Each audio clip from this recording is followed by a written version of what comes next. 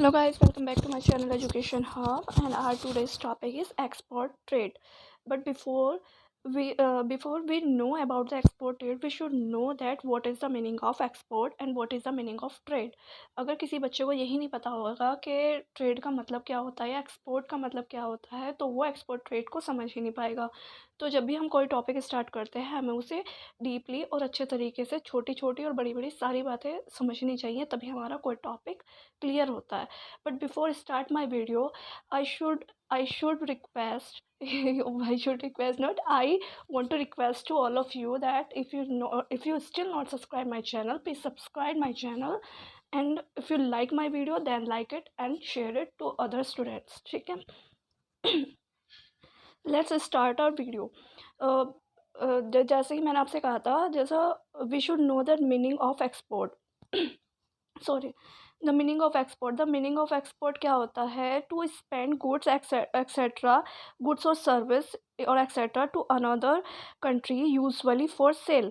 मतलब किसी भी अदर कंट्री में, मतलब समझ रहे हो, कुछ भी सामान, गुड्स मतलब कुछ भी सामान या सर्विस मतलब सेवाएं, कोई भी अपने देश में, अपने घर में, जैसे मान लो बनी हुई कोई भी चीज़ हो, उसे किसी और जगह जाकर या किसी अदर कंट्री में जाकर उसे सेल करना, उसे बेचना, उसका व्यापार करना, क्या कहलाता है? एक्सपोर्ट। मतलब एक जगह कोई चीज़ बनी, एक देश में बनी, दूसरे देश में जाके उसको बेचा गया।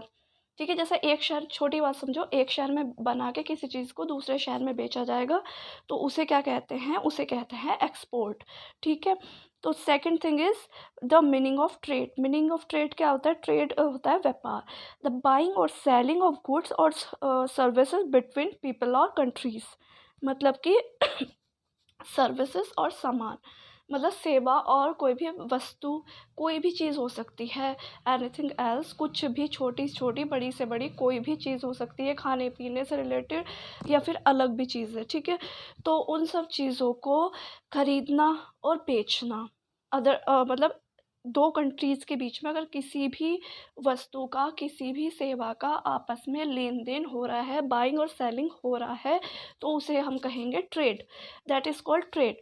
तो व्यापार और एक्सपोर्ट का मीनिंग क्या होता है? एक्सपोर्ट एंड ट्रेड का मीनिंग मैंने आपको बता दिया है। To send good etcetera to another country usually for sale, that is called export. And the buying और सेलिंग ऑफ गुड और सर्विसेज बिटवीन पीपल और कंट्रीज, मतलब बिटवीन पीपल मतलब वो जो होते हैं ना, लोगों के बीच में और कंट्रीज़ के बीच में अगर बाइंग सेलिंग हो रही है किसी भी चीज़ की, गुड्स और सर्विसेज की, तो उसे हम कहेंगे ट्रेड। ठीक है, तो अब आपको आई होप समझ में आ गया होगा एक्सपोर्ट और ट्रेड का मीनिंग क्या होता है। ठीक है, अब हम आते हैं अपने टॉपिक पे, that is export trade. So we start the video with on the topic that is export trade. What is the meaning of export trade? Meaning क्या होता है? पहले किसी भी चीज़ को समझने से पहले उसका मीनिंग समझते हैं, दैट इज़ डेफिनेशन। आप डेफिनेशन कह लो, मीनिंग कह लो, मतलब उसको समझना ज़रूरी होता है। जो आपका टॉपिक है उसका मतलब ही क्या है? अगर मतलब नहीं पता होगा तो फिर आप कैसे उस टॉपिक को कर लोगे? ठीक है, तो मीनिंग क्या है हमारा? What is export trade?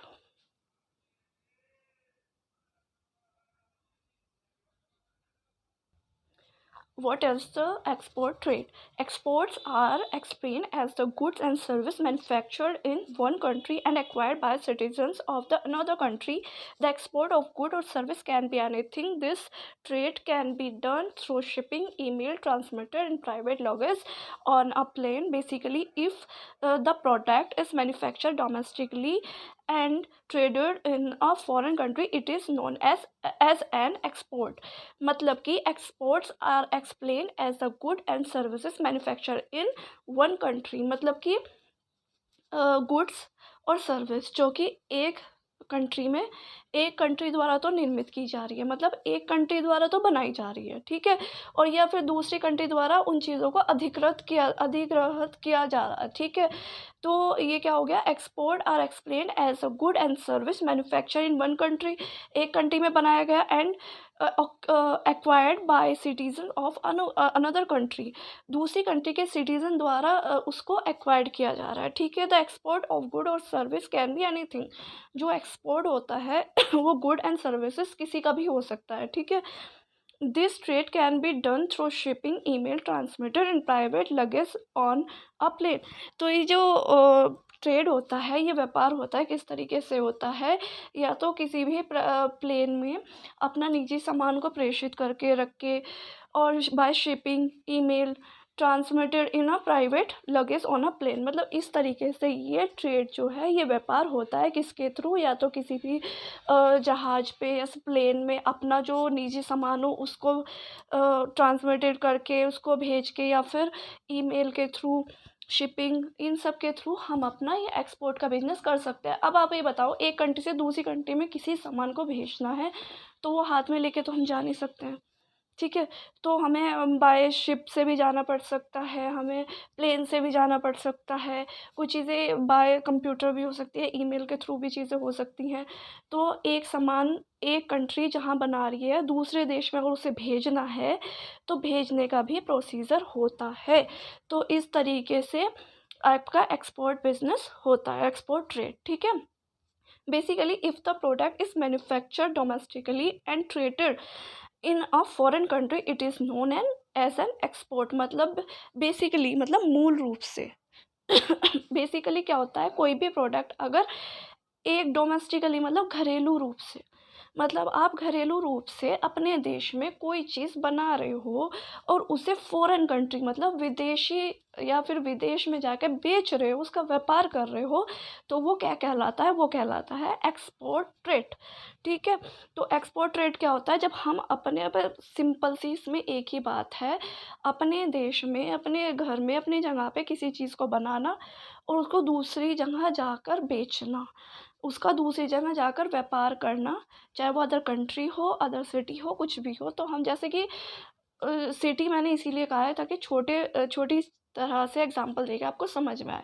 तो तो यहाँ से जैसे अपनी सिटी, अपने सॉरी कंट्री से दूसरी कंट्री में जाके, विदेश में जाके, फॉरेन में जाके आप किसी भी सामान का व्यापार कर रहे हो, अपने किसी भी सामान को जाके बेच रहे हो जो कि आपने अपने यहाँ पर बनाया है, जैसे इंडिया में कुछ बनाया है और उसे अदर कंट्री में जाकर बेच रहे हो, तो इसे आप कहोगे एक्सपोर्ट ट्रेड, ठीक है। In international trade, exports are one of the components, मतलब कि in international trade there are two components, first is export trade and second is import trade, ठीक है। ये दो होते हैं इसके पार्ट्स, इन किसके, इंटरनेशनल ट्रेड मतलब अंतर्राष्ट्रीय व्यापार के दो पार्ट होते हैं, एक होता है आयात, एक होता है निर्यात, मतलब एक होता है एक्सपोर्ट, एक होता है इम्पोर्ट, ठीक है। दो बिजनेस होते हैं, एक्सपोर्ट बिजनेस और इम्पोर्ट बिजनेस, ठीक है। The in international trade, exports are one of the components। जो इंटरनेशनल ट्रेड्स का मैंने अभी बताया, एक्सपोर्ट्स एक पार्ट होता है, एक भाग होता है, कुछ भी समझ लीजिए। The other component is imported, other component कौन सा होता है, इम्पोर्ट, ठीक है। विच मीन्स द गुड और service purchase by a country citizen that are manufacture in a foreign country. अभी आपको मैंने बताया था कि अपनी कंट्री में कोई चीज़ बनाकर दूसरी कंट्री में बेचना क्या कहलाता है, एक्सपोर्ट ट्रेड। और अगर दूसरी कंट्री में बना हुआ सामान हमारी कंट्री खरीद रही है, मतलब बाहर का सामान बना हुआ बाहर की कंट्री में बना है और हमारी तो उसे हम कहेंगे, अगर वो हमारी कंट्री में लाया जा रहा है, दूसरी कंट्री से खरीद कर हमारी कंट्री में अगर कोई सामान लाया जा रहा है, तो हम उसे क्या कहेंगे, इम्पोर्ट ट्रेड, मतलब कि आयात व्यापार, मतलब कि बाहर से कोई सामान लाकर अपनी बाहर से मतलब खरीद के अपनी कंट्री में लाना कहलाता है इम्पोर्ट ट्रेड, ठीक है। तो ये डिफरेंस होता है export trade and between import trade, ठीक है।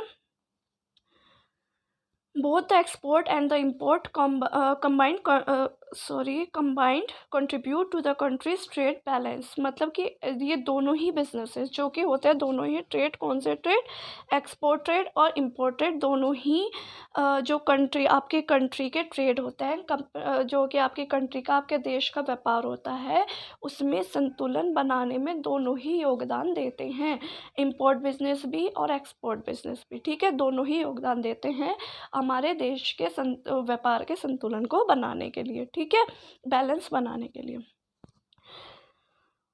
When ever the country's export is more than the import, ये बात ध्यान रखना, whenever the country's export is more than import it is called a trade surplus, however when the import is more than the export it is known as the trade deficit.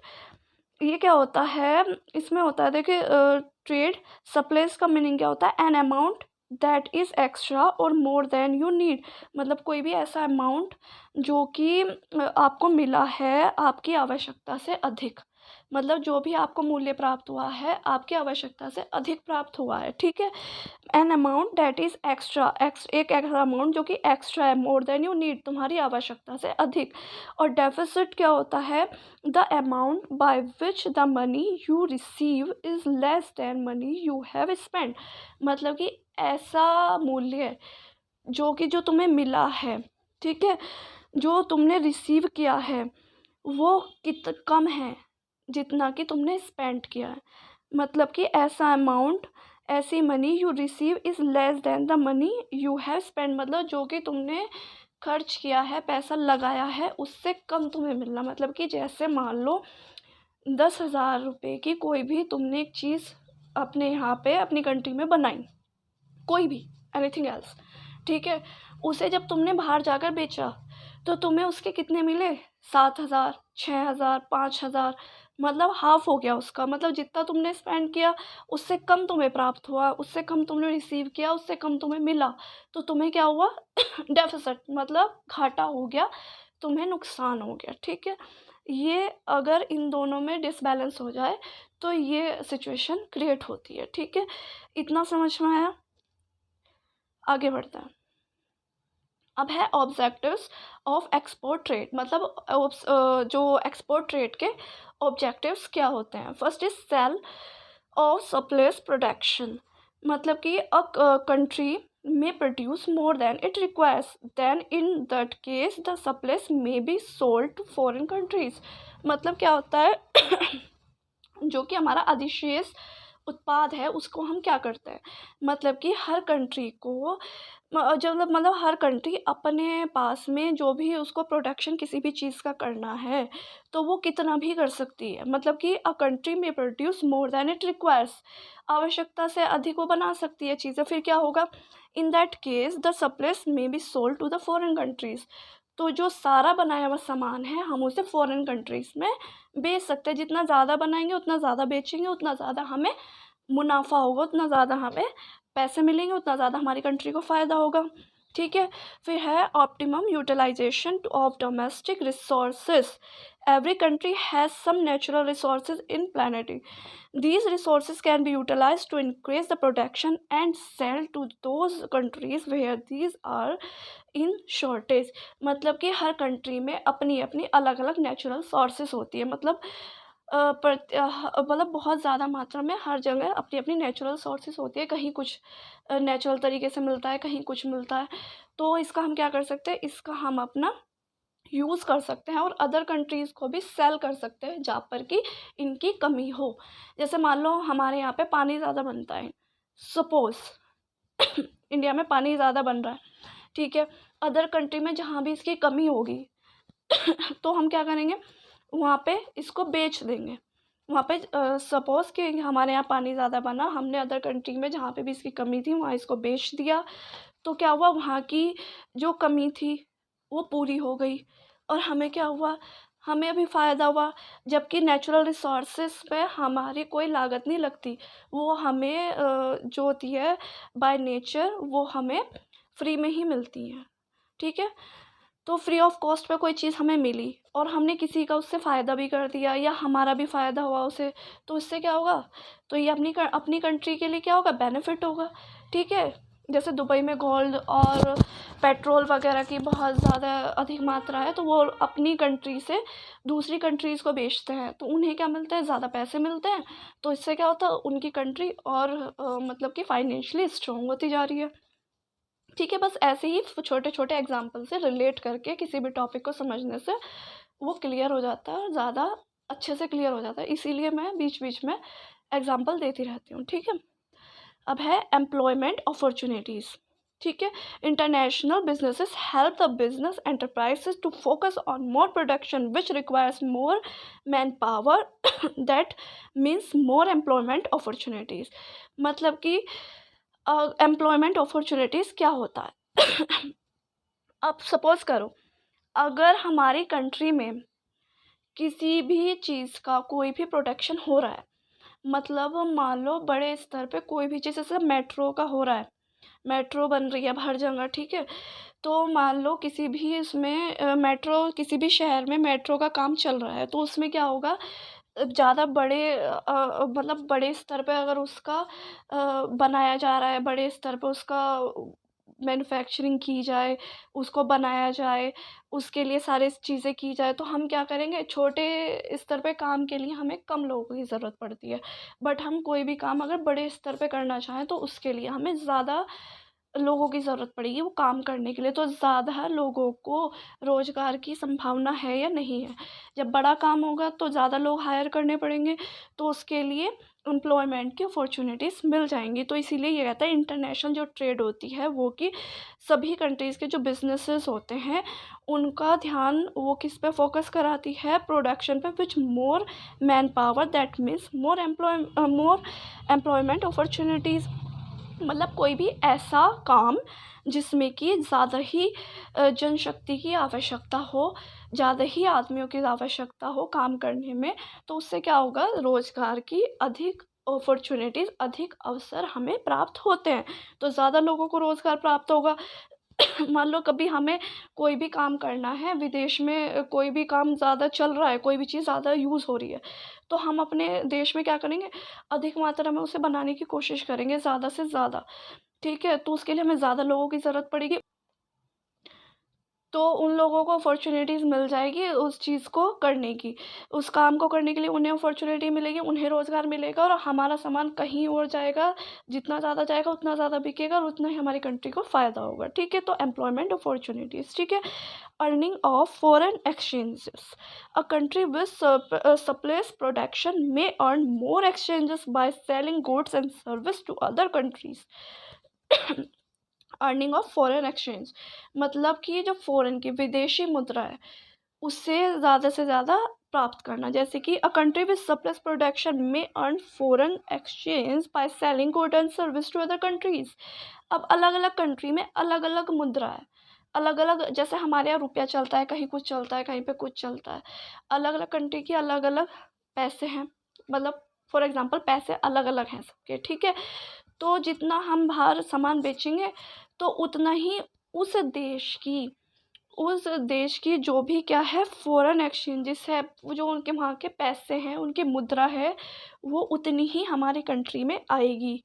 तो क्या होगा, हम ज़्यादा से ज़्यादा विदेशों की, foreign countries की मुद्रा जो है, उनके पैसे जो हैं, वो हम अपनी कंट्रीज़ में कलेक्ट कर सकते हैं। ठीक है, अब आता है increase the national income. Earning of foreign exchange due to the export add to the national income of a country. This help in improving the standard of living of people।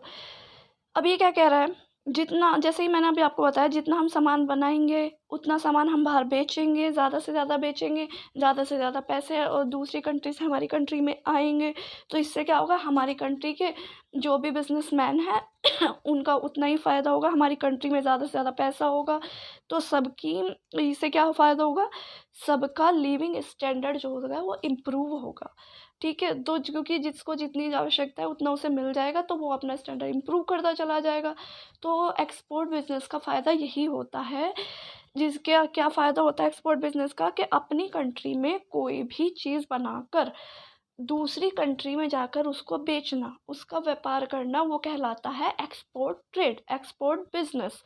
ठीक है, इसका प्रोसीजर भी अलग होता है। इसके तरीके भी अलग हैं, इसमें ऑब्जेक्टिव्स क्या-क्या यूज़ होता है मैंने वो भी आपको बता दिया, इसका मैंने मीनिंग भी बता दिया। एक बार मैं फिर बता रही हूँ, एक्सपोर्ट ट्रेड का मीनिंग सिर्फ़ इतना सा है, अपनी कंट्री में कोई भी चीज़ को मैन्युफैक्चर करना और दूसरी कंट्री में जाकर उसको बेचना। मतलब कि यहाँ पर बनाना और कहीं विदेश में जाकर बेचना, ये होता है एक्सपोर्ट ट्रेड। और अगर दूसरी कंपनी सॉरी, अगर दूसरी कंट्री में कोई चीज़ बनी हुई है, उसे हमारी कंट्री के द्वारा खरीदा जाता है, तो उसे कहते हैं इम्पोर्ट ट्रेड। बस इतना सा डिफ़रेंस है, इससे ज़्यादा कोई डिफ़िकल्ट चीज़ इसमें नहीं है। इसके बाद में जो इसका प्रोसीजर है, वो नेक्स्ट वीडियो में मैं आपको करा दूँगी। आई होप कि ये टॉपिक आपको क्लियर हो गया होगा। अगर कोई भी क्वेरी आपको है, if you have any query about this topic, you can send me into the text box. मैं आपको उसका क्लियर एश्योरेंस आंसर मैं आपको दे दूँगी।